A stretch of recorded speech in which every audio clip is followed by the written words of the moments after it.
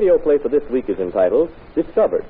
It is a dramatization suggested by a story which will appear in the fascinating pages of next Sunday's issue of the American Weekly, the educational and entertaining magazine distributed with every Hearst Sunday newspaper from coast to coast.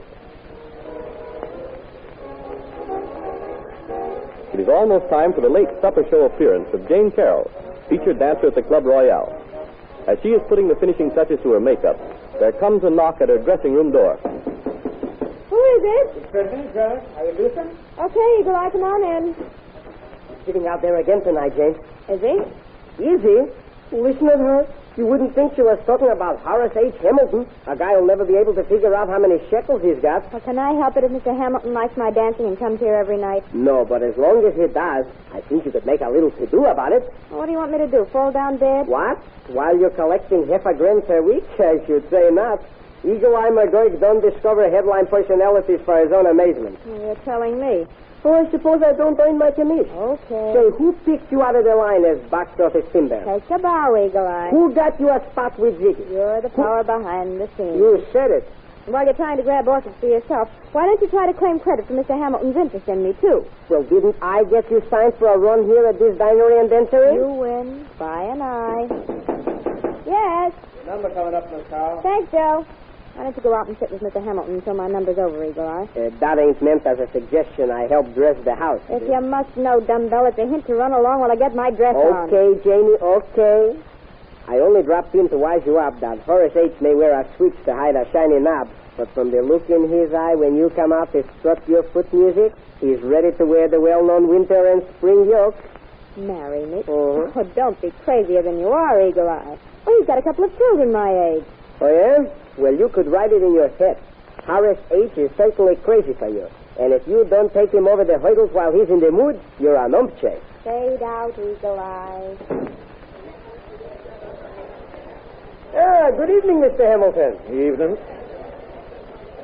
I'm glad to see you with us again, Mr. Hamilton. Thank you. Yes, sir. And I noticed you got here just in time to get an eyeful of the lovely Jane Carroll. Too bad you're only a millionaire, Mr. Hamilton. Indeed. Yes, sir. Us talent scouts lost a brother. You sure can pick him, too. I might say you could give us plenty competition if it wasn't for the fact that I've got the lovely little toastmeat signed to a contract. You mean you're her husband? Me? No such luck. I'm just her manager. Audley McGregor. Eagle Eye to my friends. Eagle Eye? Sure. They call me Eagle Eye because on account of I got an eye like an eagle. Oh, sorry. I hadn't noticed. No, you don't get it. Both of my eyes is made so right. That only means that I can spot talent in a flash. Look how she's stuffing her tootsies. Don't that kind of get you, Mr. Hamilton? And don't think because Janie's a third Korean she's an umpche. No, sir. She's no member of the unintelligentsia. Oh, will you please be quiet? I get it. You mean I should send the ad lib?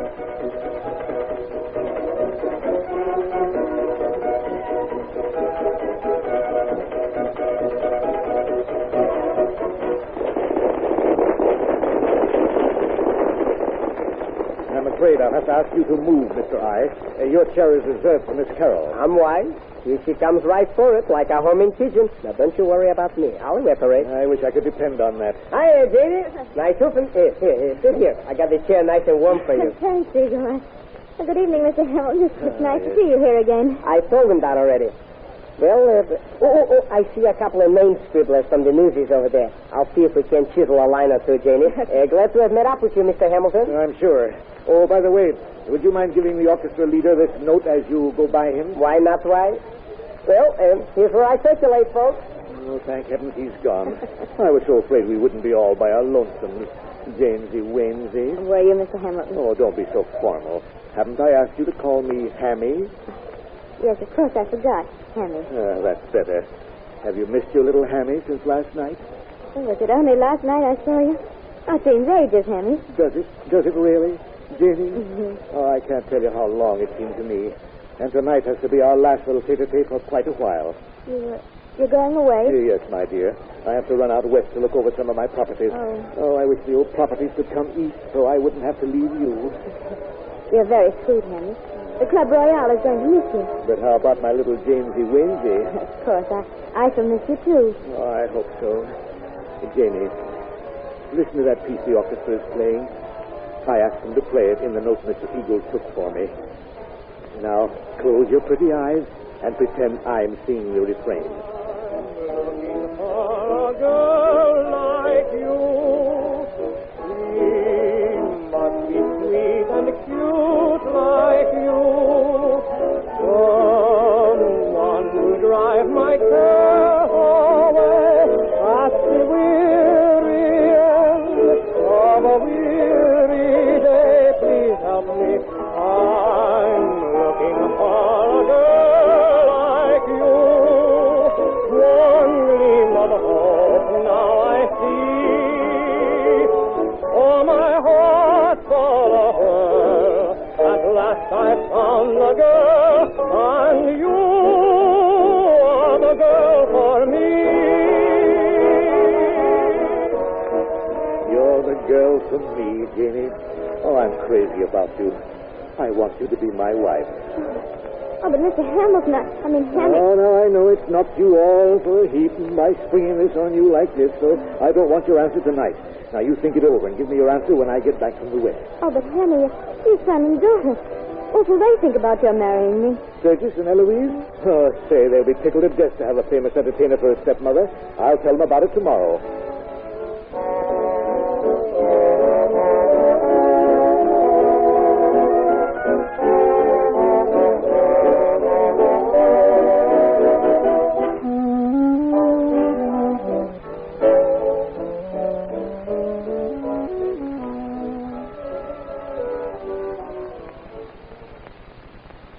And so, children, your new mother is going to be Jane Carroll.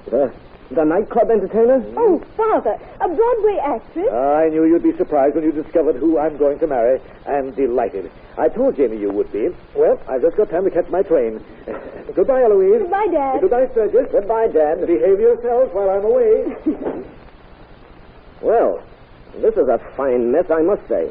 Father, at his age, being taken in by a gold-digging little Broadway chorus girl. But she's not a chorus girl, Sturgis. She's a featured dancer at the Club Royale. That's merely a technicality, Eloise. She was a chorus girl before she became a featured dancer. Oh, it'd be fun to have an actress in the family, Sturgis. You know, I've always wanted to go on the stage myself. Yes, but you want to be a legitimate actress, not a chorus girl. I tell you, Eloise, this girl has seen a good thing in Dad and is marrying him for his money. Do you really think so? I'm sure of it. Why else would a girl marry a man Dad's age? Oh, I never thought of that. Oh, Sturgis, he mustn't marry her. What are we going to do? Well, this isn't the first showgirl Dad has rushed, but it's the only one that's gotten to the marriage stage. Yes. Eloise, there's only one thing to be done. What's that, Sturgis? Go and see this Jane Carroll and stop her from going through with this. You're right. But how can you persuade her not to marry Dad? How? In the usual way, so dear to designing chorus girls, by offering her a cash settlement. But we don't know where she lives, and the nightclub won't give out her address, probably. I'll see her at the nightclub tonight. No, Sturgis, you're not going to see her. Oh, what? Well, why not? Because we're going to see her.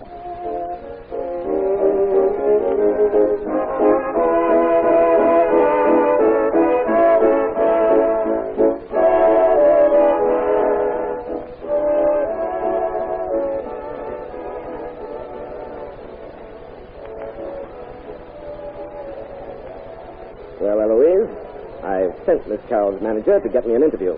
We'll soon settle her account. What are you going to say to her, Sturgis? Well, I'll say, you and I both know that a marriage with my father is ridiculous. A girl half his age... Oh, are you sure she is?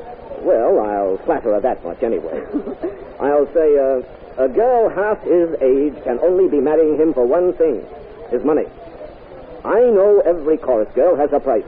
What's yours, Miss Carroll? Oh, wonderful, Sturgis, wonderful. And do look just that turn, won't you? It's terribly impressing. Mr. Hamilton? Miss Carroll will see you in her dressing room. Right to those places. Oh, thank you. Oh, Eloise, this is Mr. McTurk, my sister, Mr. McTurk. McTurk. I'm pleased to meet you, miss. How do you do? Well, it all depends on the season. I beg your pardon? I say it all depends on the season. I don't believe I understand. If my felon has a good season, I do pretty sweet. If they don't, well, I don't. See? Oh, yes. You deduct part of their salaries for yourself, don't you? Deduct? Excavate is more like it. Oh, indeed. The way they try to hold out on me when they get that check. And if I hadn't discovered them, they'd never be getting it. Tell me, Mr. McGurk, I've never met a real-life discoverer. How does one go about getting discovered? You want to get into the business? I've always wanted to go on the stage. Same thing. Miss, you're discovered. With Eagle Eye McGregor behind you, you can't go no place but forward. Oh, this is terribly thrilling. I can't wait to tell Sturgis. Sturgis, is that your brother's name? Yes, why? Sturgis, can you beat that? With all the names to pick from, they have to call him after a fish. Pardon me, but I'm sure you're thinking of sturgeon. Oh, yeah, maybe that's it. Well, in Shakespeare, somebody said, what's in a name? The answer is dough. And don't you forget it, sister. That's what's in Jane Carroll's name, and that's what's going to be in yours, too, before Eagle Eye McGregor gets through with you. Really, Mr. McGurk? How perfectly thrilling. Now, you just wait here a second. I'm going to go get a blank contract for you, sister. Boy, can old Eagle Eye pick him. With your look, figure, and society background, you're Class A #1. Ah, you are natural. Hey, Sturgis, take my chair. Oh, Sturgis, I've been dying for you to come back. I've been discovered. Well, what were you doing? Nothing. Not a thing but talking to Mr. McGurk. Oh, but tell me, what's Miss Carroll like? Well, there she is now. She's coming out for a dance, and you'll see for yourself. Well, she's lovely. Lovely? She's gorgeous. But how did you make out? Will she give Dad up? I can't tell you yet. We've got to have some more conferences. Alone.